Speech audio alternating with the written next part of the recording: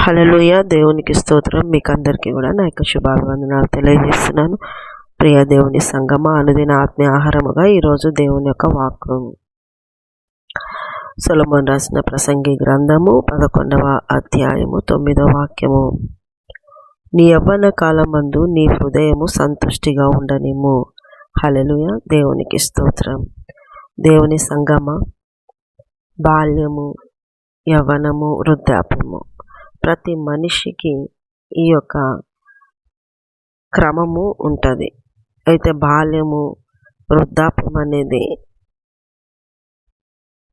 వేరే వాళ్ళపైన ఆధారపడి, అంటే ఒక బాధ్యత అనేది లేకుండా, ఒక రెస్టింగ్లో, ఒక అవసరతను పట్టించి వేరే వాళ్ళు తెచ్చిస్తే తినడము, వేరే వాళ్ళు చూసుకోవటము అనేటువంటిది ఉంటుంది. బాల్యంలో ఆటలు పాటలు అలాగా సాగిపోతుంది. ఒక బాధ్యత, ఒక బలం అనేది కూడా ఉండదు. అది బలహీనంగా ఉంటారు పిల్ల వయసులో. వృద్ధాప్యంకి వచ్చేసరికి కూడా అంతే, బలం ఉండదు. బాధ్యతలన్నీ తీరిపోయి ఉంటాయి. ఇంకా చెప్పాలంటే అనారోగ్యంతో ఉండటము, రకరకాలైనటువంటి బాధలతో, వేదనతో ఉండటం అనేది జరుగుతుంది. కొంతమంది జీవితాల్లో నిరాశలు ఉంటాయి, కొంతమంది జీవితంలో నిరాశ ఉండదు. ఇలా బాల్యంలో బలహీనము, వృద్ధాప్యంలో బలహీనము. బాల్యములో ఒకరిపైన ఆధారపడము, భుజించటము, పెరగటం. వృద్ధాప్యంలో అంతే, ఇతరులపైన ఆధారపడము, భుజించటము, అలాగ రోజులు గడపటం. బాల్యంలో కూడా ఇతరుల ద్వారా ఎక్కడికైనా వెళ్ళటము అలా జరుగుతుంది. వృద్ధాప్యంలో కూడా ఇతరుల ద్వారానే వేరే ప్లేసెస్ కానీ ఏ పని జరగాలన్నా ఒకరిపైన డిపెండ్ అవ్వడం అనేది జరుగుతుంది. బాల్యంలో డిపెండ్ అవ్వడం, వృద్ధాప్యంలో డిపెండ్ అవ్వడం, ఇలాగా బాల్యము వృద్ధాప్యము ఒక రకంగా జరిగిపోతే యవ్వన ప్రాయం అనేది, యవ్వన కాలం అనేది ఒక డిఫరెంట్గా ఉంటుంది. యవ్వన కాలం ప్రతి వ్యక్తిలో యవ్వన కాలం వస్తుంది. ఈ యొక్క యవ్వన కాలములో బలం ఎక్కువ, శక్తి ఎక్కువ, ఆరోగ్యం ఎక్కువ, చురుగ్గా ఉండటం ఎక్కువ, అందంగా ఉండటం కూడా ఎక్కువ, అన్ని విధాలుగా యాక్టివ్గా ఉండటం అనేది కూడా ఎక్కువ.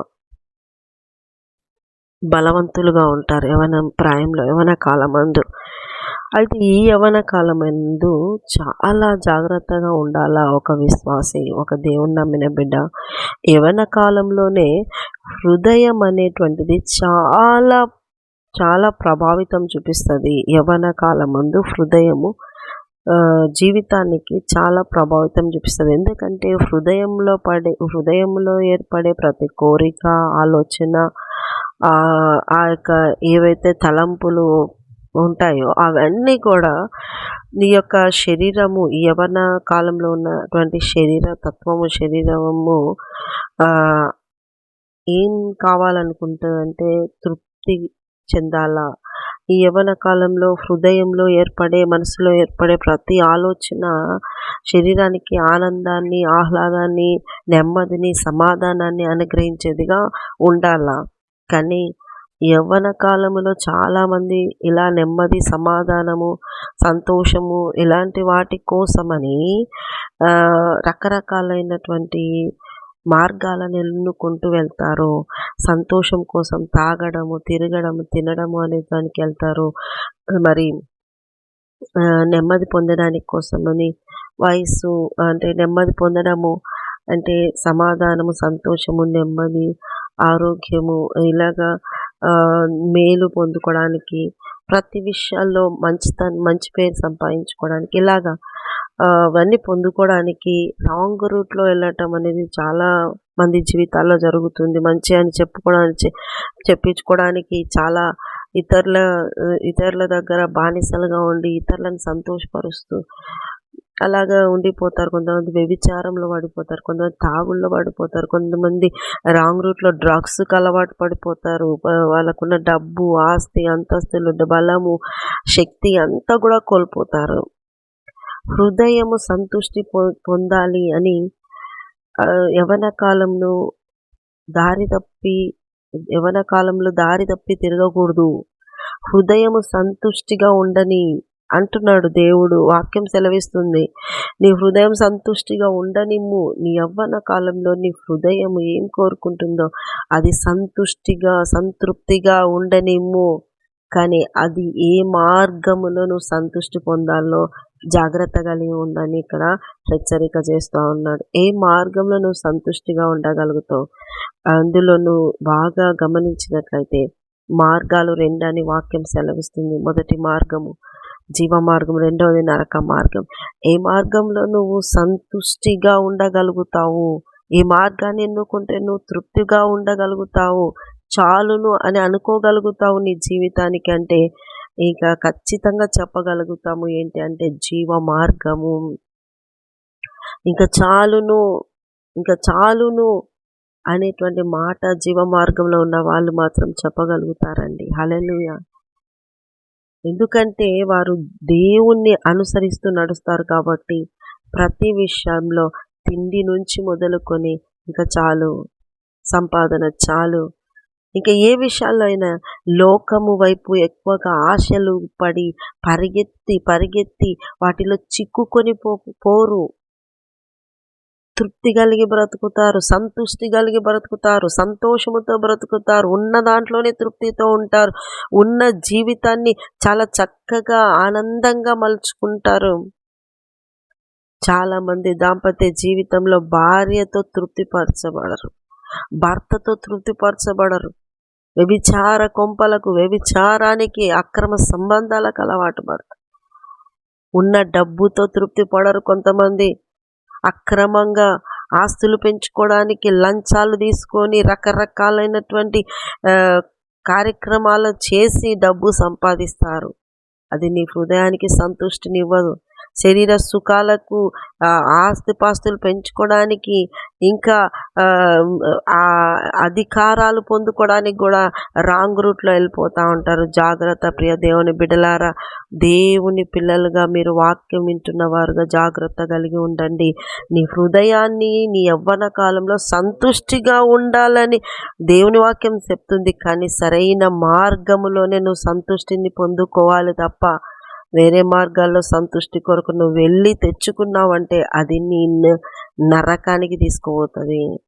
ఒకవేళ కొంతకాలం వరకు నువ్వు సంతృష్టి అంటే తృప్తి కలిగి ఉందిలే నా లైఫ్, అమ్మాయి డబ్బు ఉంది ఒకే తృప్తి, ఇది ఉంది అది ఉంది ఒకే తృప్తి, కానీ అది నీకు తృప్తి కాదు, అది నీకు ఒక ఉరి, నాశనానికి తీసుకుపోతుంది.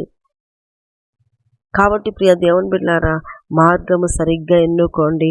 యవ్వన కాలం మందు సంతోషంగా ఉండమంటున్నాడు దేవుడు కూడా. కానీ దేవుని మార్గంలో ఉండి సరైన జీవితాన్ని జీవిస్తూ దేవునిలో దేవుడు ఇచ్చిన దాన్ని బట్టి దేవుని అనుసరిస్తూ దేవుని యొక్క వాక్య ప్రకారంగా సంతృష్టి కలిగి బ్రతికినావు అంటే రేపొద్దున నువ్వు దేవుని దగ్గర తీర్పులో నిలవన్నప్పుడు దేవుని దగ్గర మెప్పు పొందుకుంటావు. నమ్మకమైన విశ్వాసి బిడ్డ అని. లేదు ఎట్లా అంటే అట్లా నీ హృదయాన్ని లోకంలో సంతృష్టిపరిచినావా, లోకంలో తృప్తి కలిగి బతికినావా, లోకములో ఇది అది అంటూ చేసుకుంటూ బ్రతికినావా, సంతోషపరచబడాలంటే ఏకి జిందగీ ఎంజాయ్ కరో అన్నట్టుగా బ్రతికినావు అంటే తీర్పులో నిలవన్నప్పుడు నువ్వు శిక్షలోకి వస్తావు. కాబట్టి జాగ్రత్త, జీవితాన్ని సరైన రీతిలో నడిపించుకోండి. సంతృష్టి కలిగి బ్రతకమంటున్నాడు కానీ రాంగ్ రూట్లలో కాదు. దేవుని మార్గంలో, దేవుని జీవ మార్గంలో, వాక్య ప్రకారం, వాక్యపు వెలుగులో, వాక్యమునకు లోబడి, దేవుని మాటలకు లోబడి బ్రతకండి. చాలా తృప్తి ఉంటుంది. దేవుని సన్నిధి అనుభవిస్తూ, దేవునిలో జీవిస్తూ గొప్ప మేలును పొందుకోండి. వాక్యమును అనుసరిస్తూ నడిచి దేవుని ద్వారా కూడా మెప్పును, ఘనతను మీరు పొందుకోండి. అట్టి కృప మీకు అందరికీ కలుగును గాక. ఆమేన్, ఆమేన్, ఆమేన్.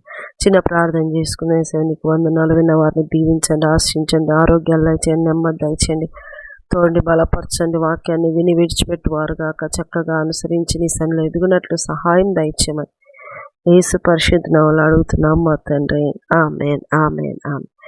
యేసు రక్తమే జయం, సిలువ రక్తమే జయం. యేసు నామానికి సంపూర్ణ విజయం కలుగును గాక.